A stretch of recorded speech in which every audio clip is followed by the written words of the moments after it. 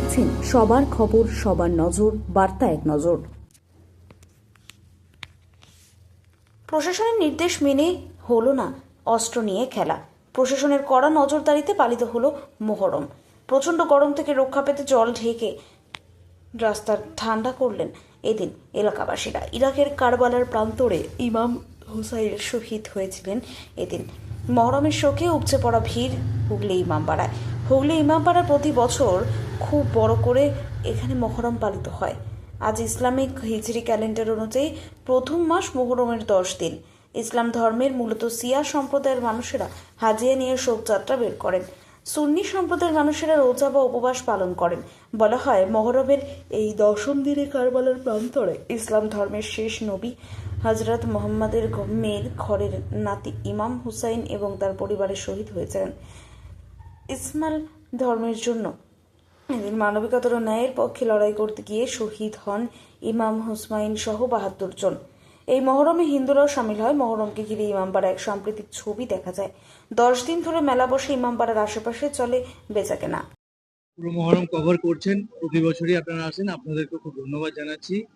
একটা বিষয় মানে খুব গুরুত্বপূর্ণ একটা বিষয় বলি, আমরা প্রশাসনের সামনে বারবার তুলে ধরেছি যে আমাদের এখানকার যে সোশ্যাল বন্ডিং, বিভিন্ন ধর্মের মানুষ, হিন্দু, মুসলমান, খ্রিস্টান, প্রতিটি ধর্মের জাতি ধর্ম নির্বিশেষে তারা রাস্তায় নিজের বাড়ির বালতি দিয়ে জল ঢেলে রাস্তা ঠান্ডা করছেন, যাতে এই খালি পায়ে হাঁটা মহরমের শোক মিছিলে প্রতিটি মানুষ সে কেউ কষ্ট থেকে খানিকটা যাতে তারা নিরসন পায়। আমরা ইমামবাড়া কমিটি এবং সমস্ত মহরম কমিটির পক্ষ থেকে তাদের প্রতি কৃতজ্ঞতা জানাচ্ছি। এবং পাশাপাশি আপনারা ইতিমধ্যে আমাদের রাজ্য সাহেব বললেন যে প্রশাসন অভাবনীয় অভাবনীয় সহযোগিতা আমরা পেয়েছি এবং আগামী দিনেও আমরা পাবো, এই বিশ্বাস আমরা রাখছি।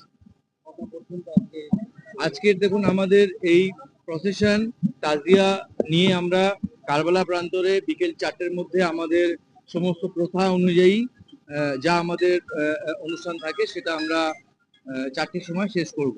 তারপর আমাদের ওখানে শেষ করার পরে আমরা ইমামবাড়ার উদ্দেশ্যে এবং যে যার নিজের জায়গায় ফিরে যাব।